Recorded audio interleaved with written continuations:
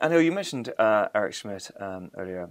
You know, he's done very, very well with Google, obviously, during his time as CEO. Now he's obviously chairman. But is there anything, just from you being in the same company, that you've learned from Eric Schmidt specifically that you think you could share with some of our viewers about success as a CEO, or the sort of leadership lessons we can learn from Eric?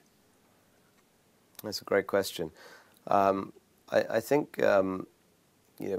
my observations were that he knew how to gel with the founders.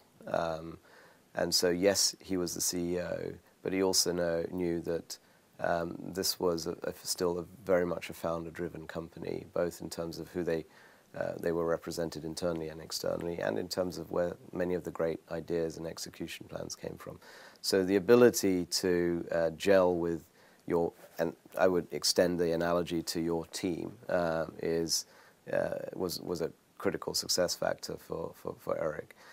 Knowing how you complement them as opposed to try and drive them or replace them or point them in directions. So allowing them to do what they're good at, but complementing them with a new set of skills that they perhaps didn't have.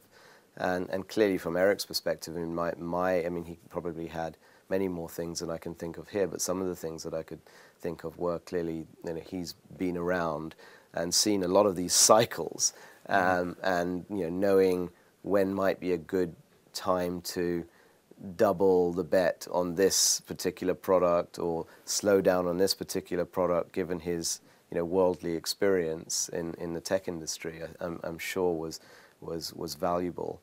And secondly, really understanding how that you can innovate, but you never really innovate within a vacuum. There is an ecosystem, there are partners, there are competitors, there are businesses that are paying your bills, there are businesses you're disrupting. How to engage with those companies in a very diplomatic way, always emphasizing the win-win, building the right kind of partnerships. He was very eloquent and capable, and still is in doing that. Do you think that Larry Page is, because very often the founder comes in and is taken over by the chief executive, do you think that partnership is a strong one, where you've got the founder as the CEO and the chairman now who's got the they've been together for a long, long time. So I think the proof is in the pudding. Yeah. So obviously Larry will want to, and has started already, to impose his own style. I think it's great that a founder can come back in as a CEO. Often the accusation is that CEOs, they're good at a certain part of the company's growth cycle. I think it's hats off to Larry, because he observed how Eric ran the company for many years and has obviously learned a tremendous amount from that, and now he has felt that he has grown as an individual, I would imagine, and stepping back in at a different stage of the company. Great. And judging from the results that were released not too long ago, he's not doing too badly. Yeah, because Howard Schultz came back into Starbucks, and Steve Jobs at Apple, as you said. Yeah, sometimes a little differently. In those situations, there was a little bit of a sort of quote-unquote rescue need, and that clearly wasn't the case here. So you can sort of understand that going back to a founder can be a shareholder reaction, because you want to go back to your roots, or you've decided that the company's needs a bit more of the sort of spiritual guidance. That wasn't really the case here. Okay, great. So on Eric Schmidt, it's making sure that you allow your team to really sort of build on their strengths and make their weaknesses irrelevant, and sort of the experience that he has and the intuition. From my own perspective, as in leadership roles, I mean, the thing I learned very, very early on is that there are people who are smarter than you out there. You give them the right platform, the guidance and the motivation and the incentives to execute, and the goals, right? Aligning the goals. Then it doesn't matter that there are smarter people out there. So always trying to encourage those attributes in individuals, and don't get hung up about trying to create hierarchical structures and whipping people into certain directions. Yeah, let's elaborate on that if we can, because you're a leader in your own right. So is there sort of 2 or 3 key leadership principles that you would live by? Somebody who's just come into a leadership position, for example, that hasn't got the time to go and read the billions of leadership books out there, but just wants to learn from Anil on what is it that makes a great leader. I'm no expert on that. I'm sure there are many different interviewers that you could find, but my own experience is I think there are many different leadership styles. There are dictatorial styles, you name it, and they can all have success.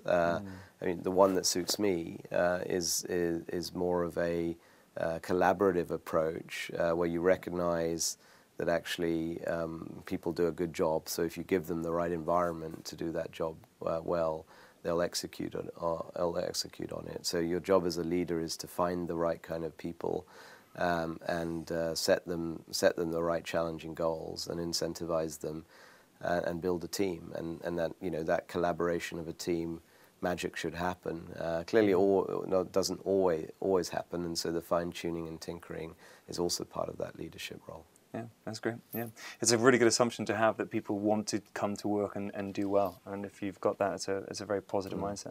There's one question I'm going to kill myself for not asking you, and that, sure. I'd love to squeeze that in, and that's just about Groupon. People think that the founders of Groupon turning down Google on a huge offer that would have made them all very, very wealthy, for the hope of getting an IPO later would make them even more wealthy. Do you think that was do you have any comments on that decision? Because people think that they are mad, and just want to get your thought. So I'm not privy to the thought process on Google, on the Groupon side at all. I think you always have to take your hats off to people who ultimately are still more ambitious. The company was still a young company.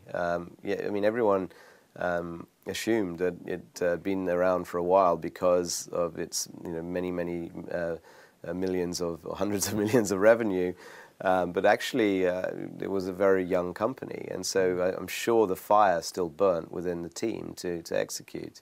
I think it's going to be a hindsight. The answer to your question will be a classic hindsight one, because we won't know until a number of years from now as to whether the model is really long-term sustainable, and therefore whether or not it was the right decision. And I think I'm sure Groupon recognize that as well. So what they have to do, I'm sure, is to focus in on things like, how do you prove that you have long-term value for your customer merchants rather than just sort of one-off trips, and how do you optimize the ROI for the merchants, and how do you also create the best experience for your consumers so it doesn't come across as spam, it's better targeted, and it doesn't sell something that isn't there. So, but these almost seem like fine-tuning of what effectively is a fantastic business that they've created.